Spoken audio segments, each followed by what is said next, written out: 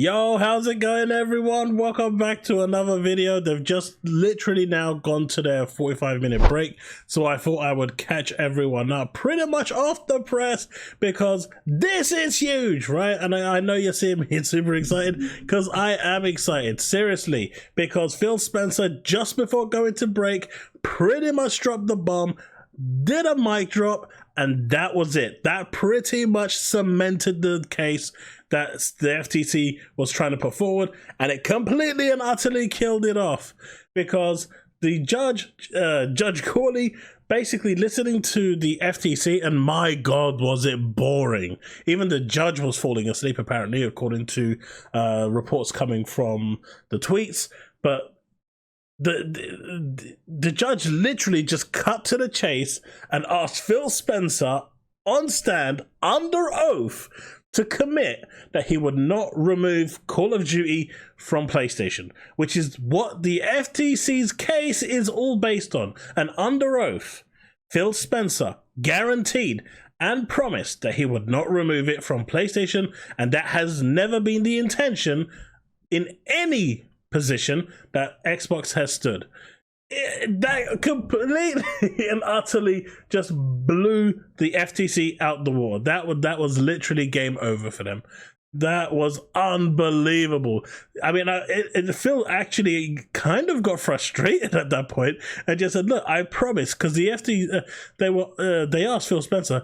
Well, the FTC asked Phil Spencer, "What promise do we have other than your word that you're not going to remove it from PlayStation, because your word isn't good enough?" And then when Microsoft's lawyer finally came in after, 2.5, 3 hours of questioning Phil Spencer by the FTC, the judge just stepped in and said, "Right, I'm just going to cut to the chase. What guarantee do you have?" And he just said, under oath right now, and she said, "Right, I'm putting this under record.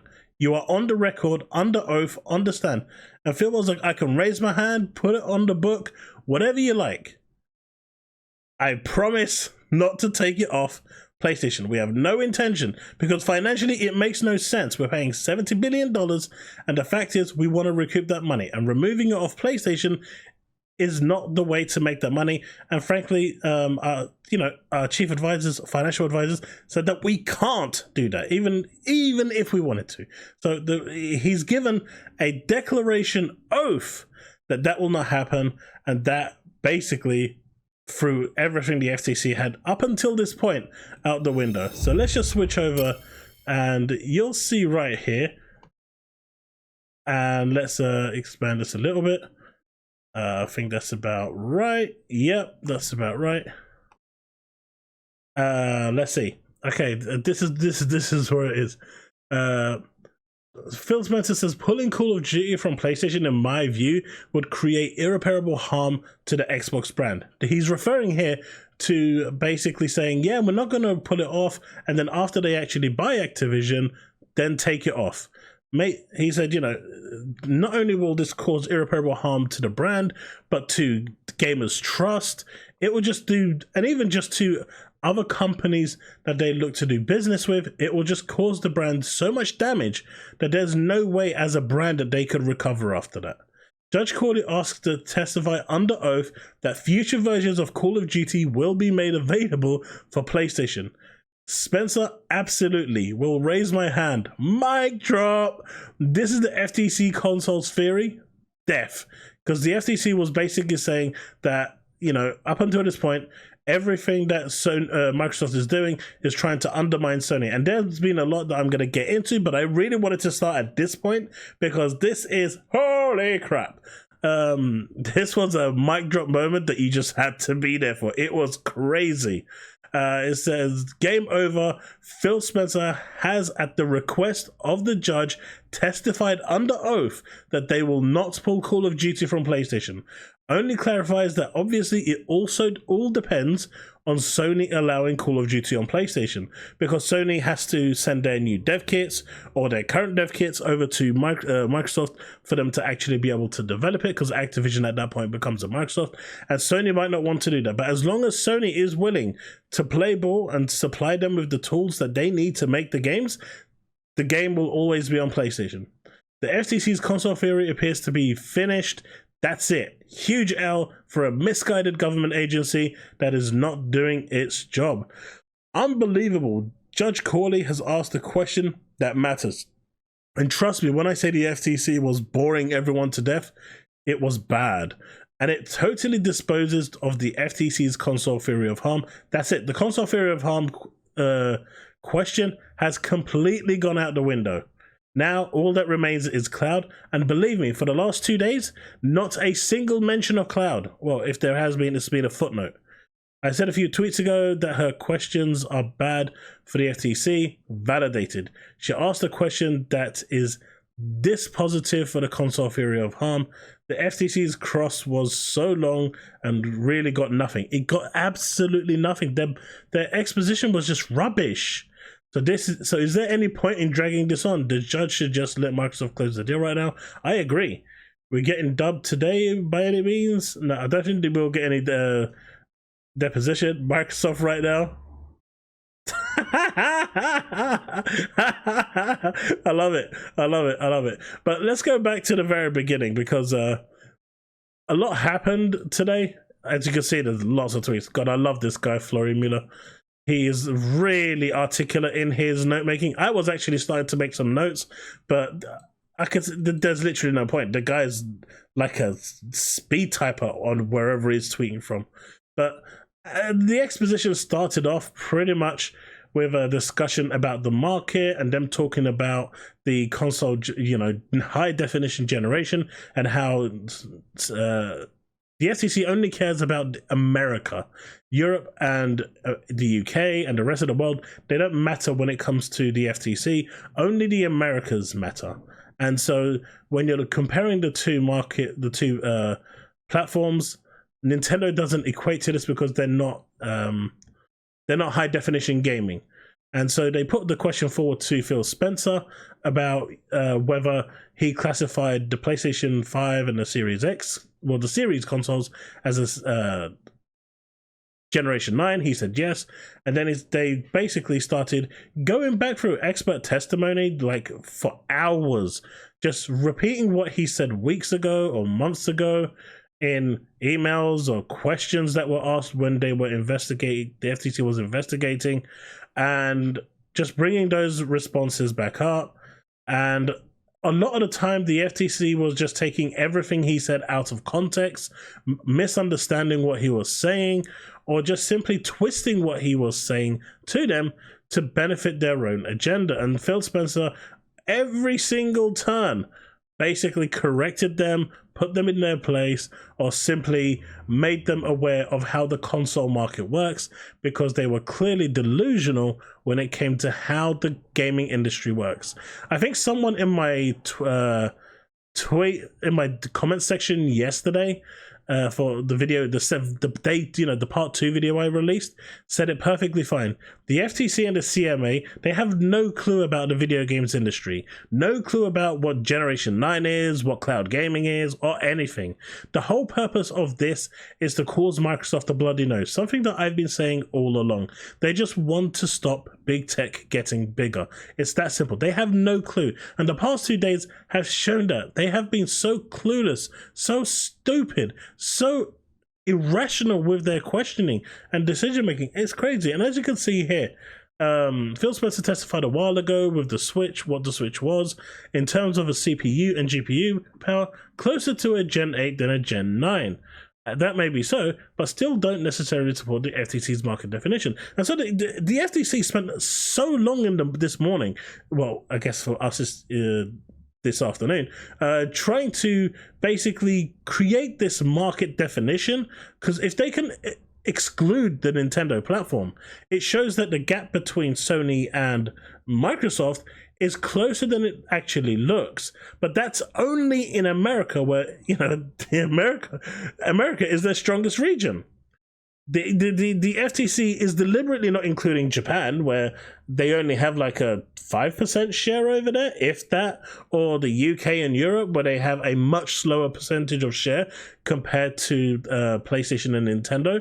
They don't want to include those because then the gap would get so much bigger. They're solely concentrating on the region of the US to make this definition, and by excluding Nintendo, they stand a chance to basically get their point through.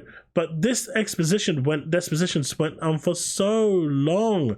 It was pointless. The FTC's effort to defend the PlayStation Xbox market definition will also fail at any rate if the geographic market definition is global. Exactly what I'm saying. Not US only. PlayStation is way bigger than Xbox on a worldwide scale.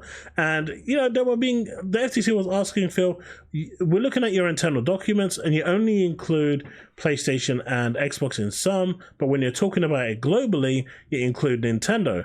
And Phil Spencer was saying, well, yeah, if we're talking about it in the region of the US, we have a much bigger stake here.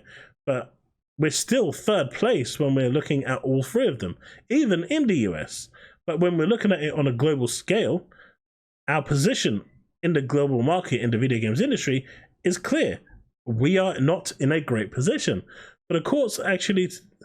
For the court, it's actually easy to reject the FTC's no Nintendo market definition. The FTC itself offers an alternative market definition that includes Nintendo, and there's evidence of interchangeability, such as the games available for PlayStation and or Xbox and Nintendo, in terms of crossplay and stuff like this.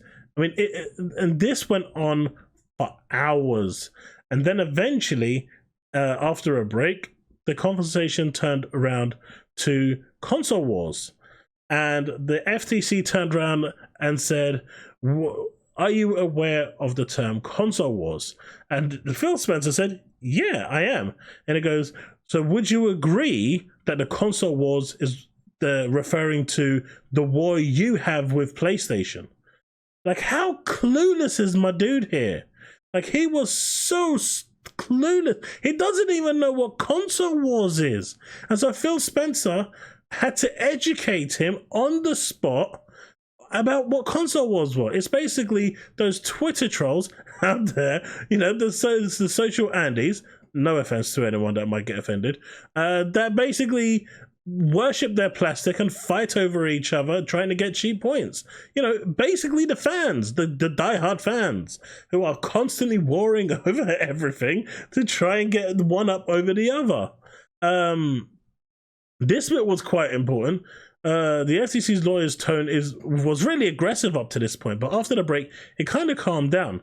But then the attention turned to Sony, and the PlayStation platform is hostile to Xbox's survival. Now, remember the other day when Microsoft said that they want to take PlayStation out of business, and I said it was every company's wet dream? Well, guess what? According to information, it's PlayStation's ambition to knock Xbox out. You're not going to hear any media outlet actually report on that, though, because if they did, you know, I think the 7th apocalypse might actually land within this planet. We probably don't want that. But, you know, Phil Spencer said that PlayStation has been extremely hostile. They have not only gone over to third-party companies, made sure with their contracts that even if a third-party game comes over to Xbox, it can't go on to Game Pass. They've made it so games completely skip the Xbox platform, and Final Fantasy 16 was mentioned. 7 wasn't, and 14 wasn't, and I think that should have been mentioned as well, but it wasn't. But he said over the last 20 years, this is a typo here, we have failed to compete with Sony effectively. And then the talk was about the 70 and 30% split, you know, the revenue split that Steam takes, PlayStation takes, Xbox takes, you know, the usual one that you get from the store.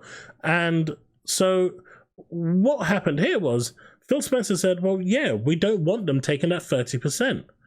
And they said, why? What's it to you? And he's like, well, we are actively funding them by them taking, when we put Minecraft Legends on their platform, it's correct. I said I didn't want it on there at one time. But I didn't want our games on there because when we put our games on there, we're effectively giving them money to hurt us. Why would we want to give them money to hurt us? Every sale that they make 30% of that, which attributes and contributes to their plan to hurt us. But the FTC is okay with this because they're supporting this and they find this okay. And it was like, that was my position. And that is why I was saying what I was saying. I don't want to support them to hurt us. But the reality is, this is what is happening. It's crazy.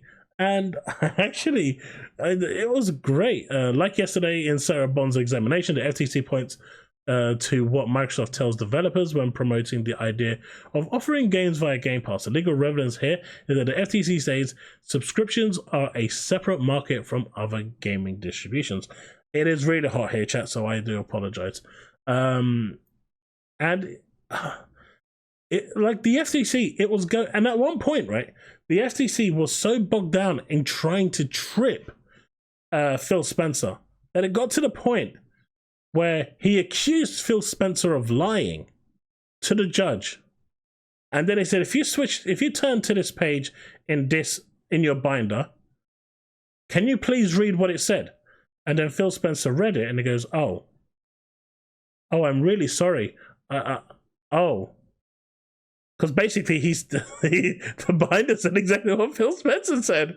It was like, what is wrong with these people? Like, how can they actually be this unorganized? It was so bad. It was so bad. I mean, as you can see from here, all that the FTC is trying here to get confirmed is that Microsoft offered Activision sweetheart terms to ensure they weren't going to lose COD as an Xbox title. But that is still a far cry from a foreclosure strategy, and Phil Spencer now points out this. I mean, they were coming up with questions from 2019, and they were asking him to remember a statement he made in 2019. And when he said he couldn't remember, they were trying to accuse him of plagiarism and lying. It's like, why would you try? Why? The guy can't remember. It's 2019. As you can see here, now the FTC is trying to establish a COD foreclosure strategy, referring to 2020 negotiations between Microsoft and Activision about COD for Xbox Series X and S, and an offer Microsoft made back then. So all that the FTC is trying here to get confirmed is that Microsoft offered Activision sweetheart terms to ensure they weren't going to lose COD as an Xbox title. Because Activision basically said, hey, look, PlayStation has so much more players than you and makes so many more sales than you, so we've given it to them. But if you kind of want it on the Xbox platform and you want us to develop for it, you kind of need to give us a bit more money. So that is basically what they had to do. They had to pay above the odds so their fans could actually get the title. It took a lot of work with a lot of partners, given the competitive situation Xbox has had with market leader. Previously said that Sony does exclusive deals with publishers for third-party titles, so they skipped the Xbox platform. Phil Spencer now proactively brought up ZeniMax and Starfield, a game that potentially could have skipped Xbox. We can't be in a position as third place console where we fall further behind. So basically what they're saying is, we need exclusives. If we put all of our all of our titled games onto the PlayStation platform, we would just fall further behind because there'd be no point in people buying an Xbox. Sony has the highest exclusive count of games, and it shows because they are #1 in the console market. Exclusives sell. We did try to be open with our exclusivity. I've said it before, exclusives are bad for the industry, but at the end of the day, it's what sells, and we've had to adopt that platform. But he said, you know, previously we were only Xbox. Now we put our games day and date on PC as well. So we have branched out. And if you're on Game Pass, you can play those games on PC as well. Unlike PlayStation, who basically do not put their games on PC until up to 3 years later, and they lock their games onto their ecosystem, their PlayStation platform, and force you to buy their console to play their games. We're not doing that. We are saying to you that you can buy it on Xbox, you can buy it on the Series S, you can buy it on PC, or you can just play it through the cloud. The choice is yours. You can play your Xbox any way you want. And so the FTC turned around and goes, so what you're saying is you're trying to abandon the Xbox? And he's going, no, I'm not saying that. And so they brought up a transcript saying, well, this is what you said here. And said, no, I'm saying the Xbox is the platform and Game Pass is the conduit, and we are expanding our reach to TVs, to the tablets, to everything else. But Xbox is still going to be there. It will always be part of our agenda. It will always be part of our platform. The FTC tried so hard to make Phil's thing. And at one point, I almost thought they had him, really, because they were really pushing him. But as you can see here, Phil Spencer is in still great shape here. Also showed his sense of humor. The FTC has been spending quite some time now trying to get Phil Spencer to confirm prior testimony or the authority of internal documents that don't seem to mean much at all. It was absolutely boring. The FTC's position was so bad that they just spoke for 2.5 hours for nothing. And it was that mic drop at the end, because I think even I'll show you, we'll get to it in a bit as I'm scrolling down, but the judge actually started looking at something else and signing other documents because she was so bored. She was so bored. But then the discussion came about Minecraft, because Minecraft is one of the biggest games out there, and they're saying, well, there isn't a PlayStation 5 enhanced version. Why is that? And so they said, well, when we were actually making the enhancements to Minecraft, Sony refused to send us their dev kit at the time when the PS5 launched. And they said, yeah, but it's been 3 years. And he goes, yeah, it could be 3 years, but at the same time, we've got like 20 different platforms that Minecraft is on. We can't just willy-nilly work on your platform whenever it suits you. We have windows where we can do that, and they've not provided us with the tools we need to do the work. That's not an us problem, that's a them problem. And so the FTC turned around and goes, well, why didn't you put it on their PlayStation Now service? And they're like, well, why should we? At no point did Sony come to us and offer us a deal to put it on the PlayStation Now service. He clarified that PlayStation Now is PlayStation Plus, but basically he's saying they need to come to us and make an offer. We own the IP. We're not just going to put it on there for free. They make us an offer, just like we do with MLB Baseball. And if the terms are agreed, we'll put it on there. It's that simple. And they'll say, oh, but so that means you're withholding the game. Goes, no, it's called business. Just like they do it to us, we'll do it to them. But we have over 30 games on the PlayStation catalog right now. 30 games of Xbox games on PlayStation. That's quite a lot, actually. I didn't realize that. But that's crazy, right? And how many does PlayStation have? 2? But again, the FTC doesn't care about that, or the fact that they're the market leader. Phil Spencer explains that Sony's lack of support for Xbox with a view to their game titles, particularly Minecraft here, had an effect on Microsoft's game development for PlayStation. Minecraft team got what it needed to optimize Minecraft for the latest Xbox, but they didn't get that support from Sony with respect to the PS5. Minecraft is a PS4 game that runs on PS5. Phil Spencer points out that Minecraft dungeons, etc. are native to PS5 because by that point they already had the native dev kits. But it's not their fault that Sony wasn't prepared to supply them with what they need. FTC attorney didn't seem to know that Redfall is a ZeniMax Bethesda game. I mean, could you believe that? The FTC lawyer, attorney, whatever you want to call the idiots, because I can't call them, after what I'm hearing, they didn't know that Redfall is a ZeniMax Bethesda game. They didn't know. They came to this trial not knowing that Redfall it's a ZeniMax Bethesda game. I know it's Arcade Studios, but they didn't know it belonged to ZeniMax. I mean, how incompetent are these people? FTC wants confirmation that Minecraft was not offered on PlayStation Now subscription service. I've explained this just a second ago. And as you can see here, Phil Spencer explaining the more complex considerations, unaware of any financial offer by Sony to include Minecraft in PS Now, because there wasn't any. Sony is the acquirer of content for PS Now, and Phil Spencer can't remember any offer from Sony because there wasn't made an offer. The FTC can't prove a foreclosure decision here. So the onus on the FTC is to prove that Microsoft is withholding games. And the fact is, at this point, up until this point, as you can see, we're on like number 55 now, they cannot prove it. And Phil Spencer has toyed with them for a while. And don't get me wrong, it looked pretty sketchy at one point when the FTC's lawyer was actually putting Phil Spencer on the back foot but my god, did it actually turn around real quick, especially at the end. Phil Spencer explains that the topic of exclusivity is something they generally have to talk about.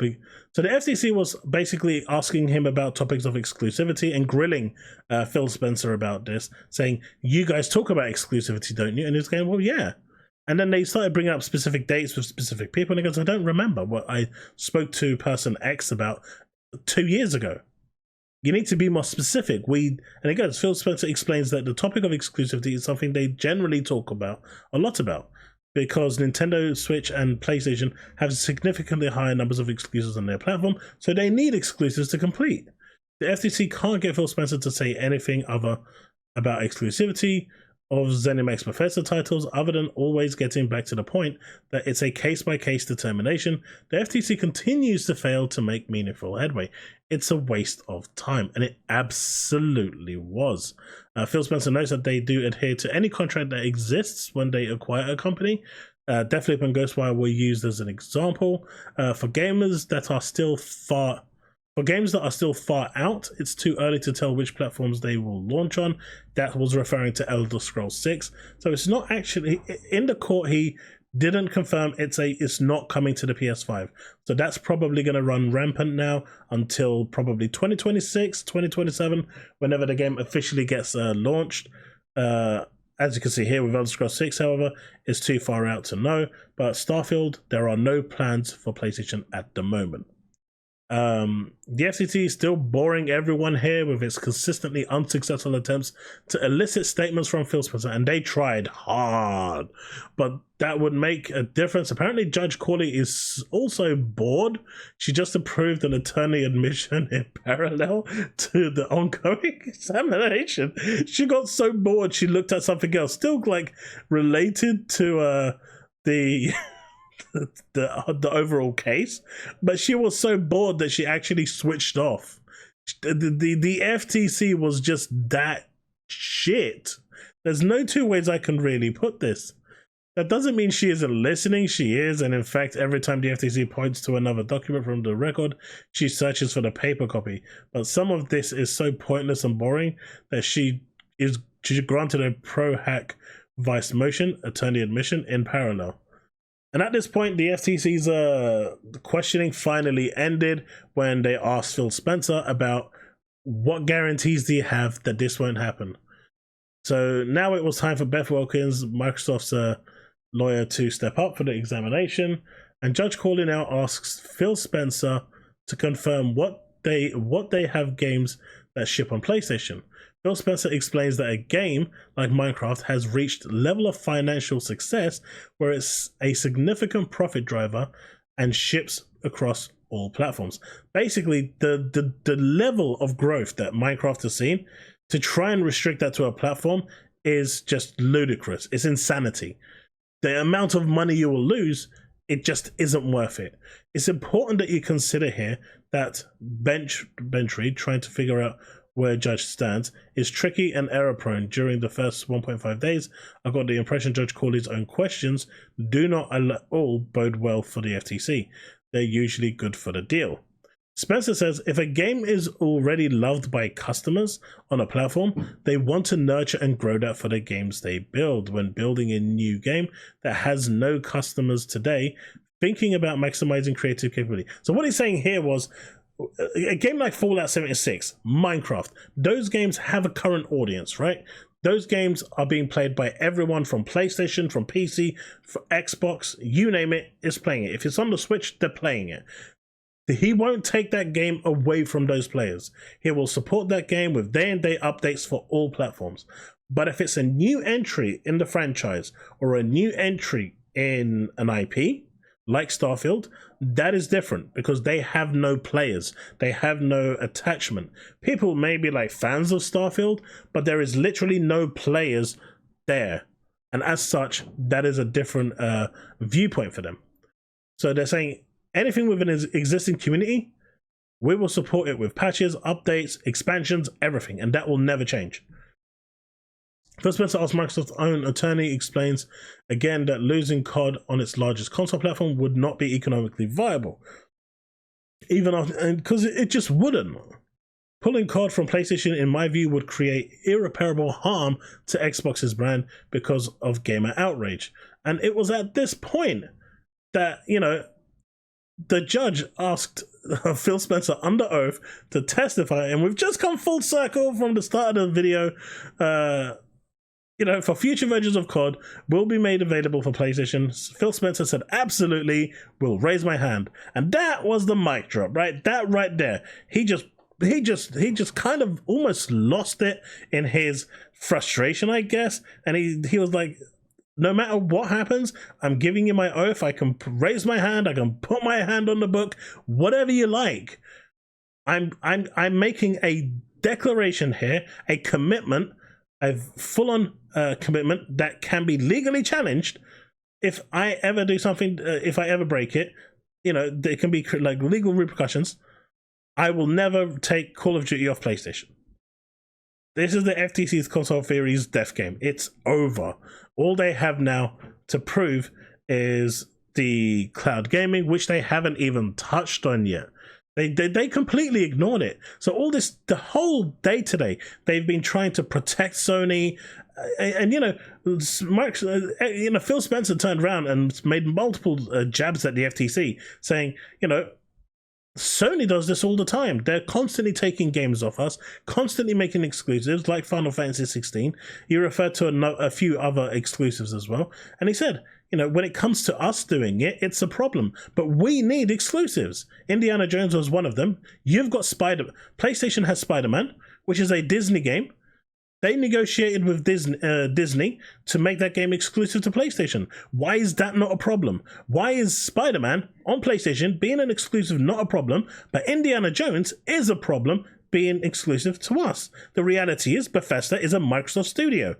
Insomniac Games is a PlayStation studio. It is literally the same thing. Why is it okay for one and not the other?